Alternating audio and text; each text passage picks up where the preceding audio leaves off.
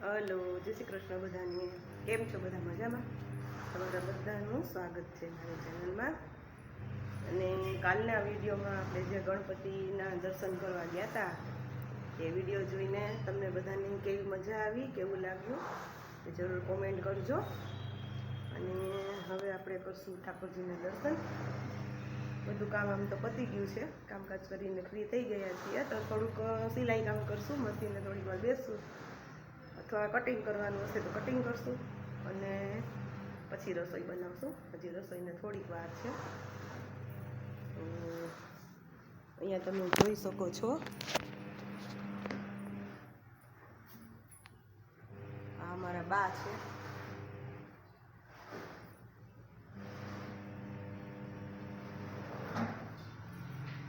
આ છે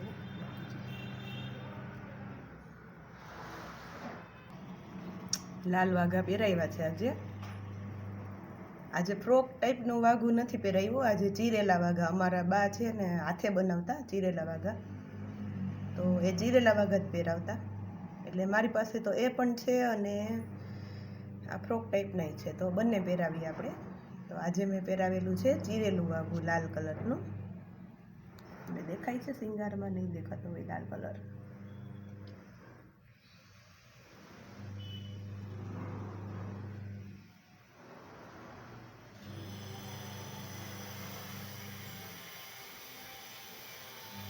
તો કન્ટિન્યુ કરીએ. હા, તો તમે જોઈ શકો છો, આપણે બ્લાઉઝનું કટિંગ કરીને નાખ્યું છે.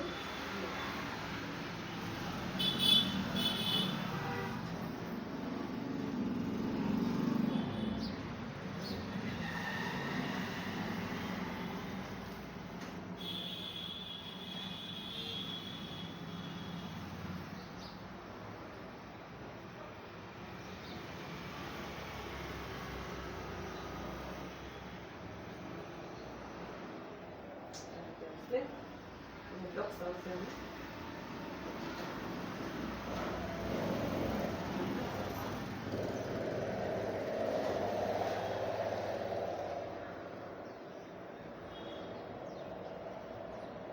આ છે આપણી સ્લીવ.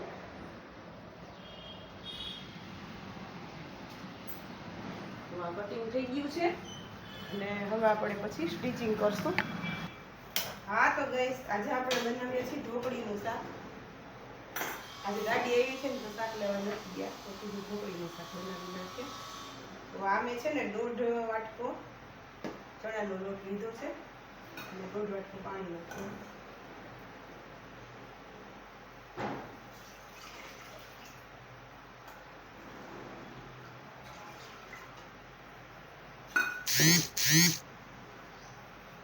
આપણે સ્વાદ અનુસાર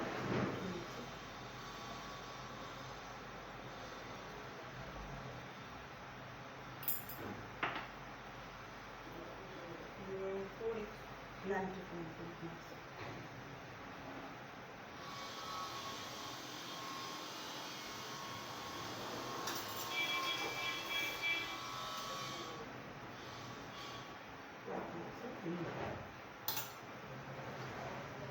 પાણી ઉકળે ને ત્યાં સુધી પછી આપણે આ એમાં લોટ એમાં નાખી દઈશું.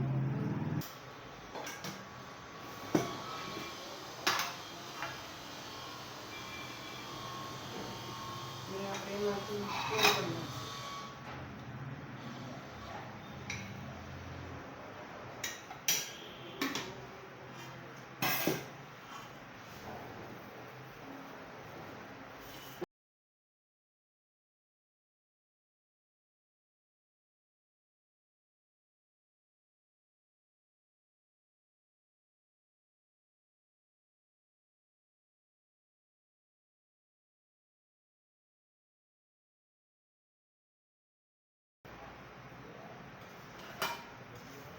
તેલ મૂક્યું છે એમના વઘાર માટે.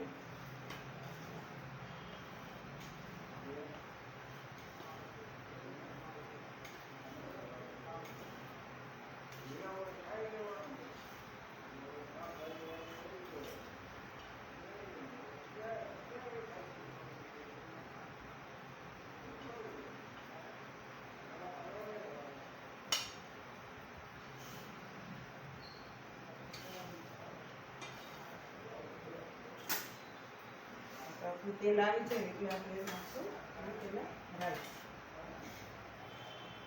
જીરા નાખશું.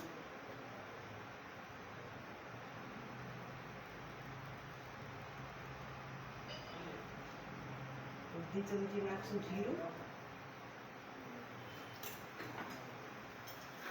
અને આ છે આપણે લસણની પેસ્ટ અને આ છે આપણા કાંદા.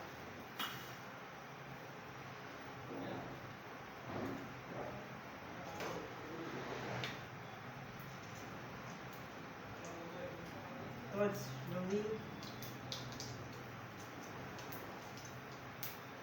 લીમડો, ટમાટર,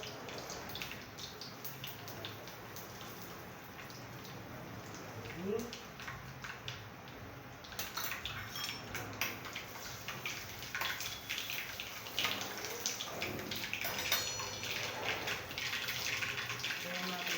લસણની પેસ્ટ,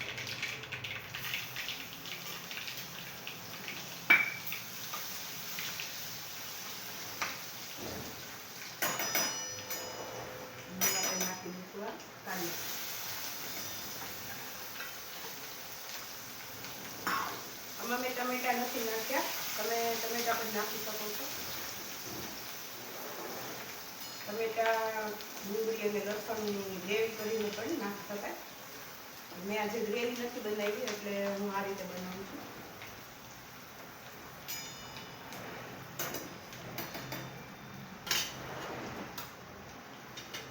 એમાં નાખશું આપણે હળદર, ધાણા જીરું પાવડર,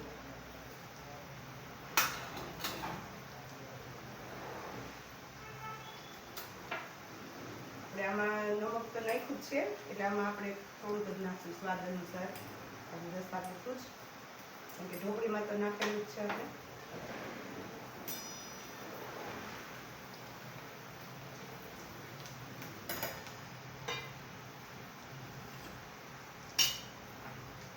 હવે આપણે નાખશું આ લાલ મરચું પાવડર.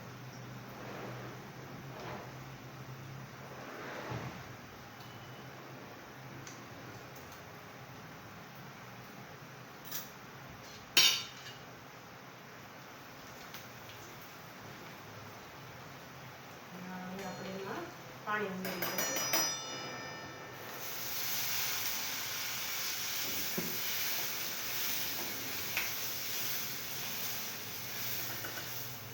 પાણી થોડુંક ઉકળે ને પછી એમાં આપણે દહીં કે છાશ નાખી શકાય. પહેલાં નાખીએ તો છાશ ફાટી જાય એટલે પહેલાં નહીં નાખે, અને ઉકળે પછી નાખશું આપણે છાશ એમાં.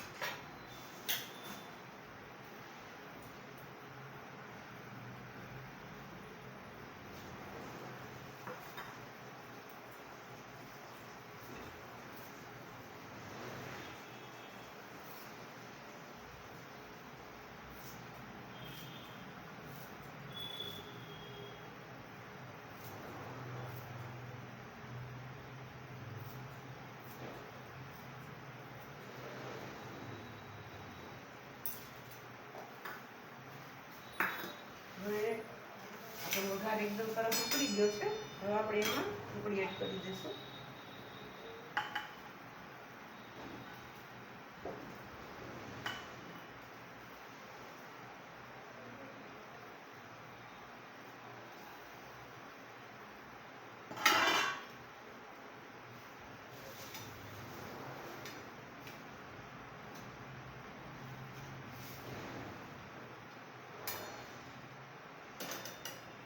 અને આપણે ઉકળવા દઈશું અને પછી એની ઉપર આપણે કોથમીર ગાર્નિશ કરી દઈશું.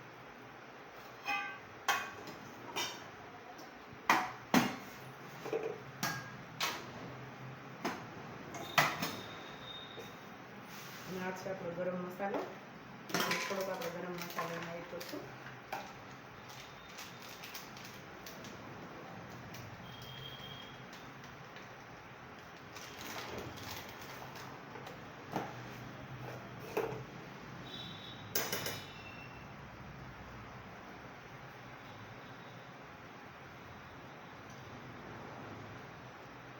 અને આપણે સરસ ઉકળવા દઈશું.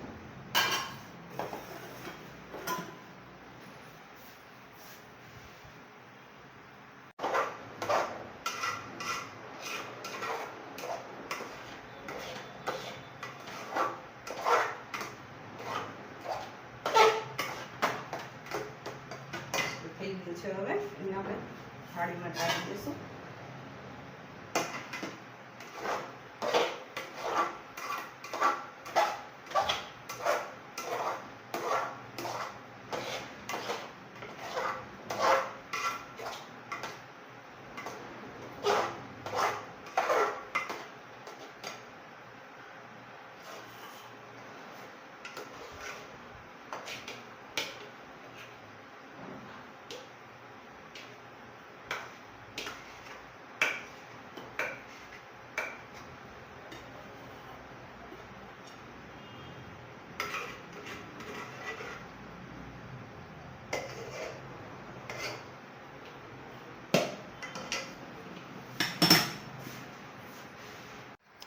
તો ગાઈસ તમે જોઈ શકો છો આપણું ઢોકળીનું શાક તૈયાર થઈ ગયું છે. જો કોથમીરથી ગાર્નિશ કરી દીધું છે મેં. મસ્ત થઈ ગયું છે. જો તો ચાલો બધા ઢોકળીનું શાક ખાવા. આજે તો શાક રોટલી જ બનાવ્યા છે. ઢોકળીનું શાક અને રોટલી, અને લાડવા તો હજી પડ્યા છે એટલે ચાલશે. લાડવા વધારે જ બનાવ્યા હોય કારણ કે બધાને ભાવે એટલે 2-3 દિવસ તો ચાલે જ એટલા બનાવ્યા હોય. તો ચાલો બધા જમવા. જય શ્રી કૃષ્ણ. જય શ્રી કૃષ્ણ. જો અમારા ભાણેજ આવી ગયા છે અમદાવાદથી. આ અમારા ભાણેજ જો કહું બેનપણી છે અમારી. એના વિના હું એકલી થઈ ગઈ. નકર હવે બધી છે ને હારે જ હતા હવેલી અને ગામમાં. હવે મારે એકલા જવું પડે બધે. તો પરોઠા અને સેવ ટમેટાનું શાક છે, છાશ છે, હારે લાલ મરચા છે, આ છે આદુ. ને ચાલો બધા જમવા.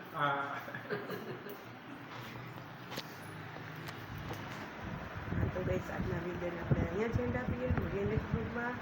લાઈક કરજો, શેર કરજો અને કોમેન્ટ કરજો અને સબસ્ક્રાઈબ કરી દેજો. Bye bye. જય શ્રી કૃષ્ણ.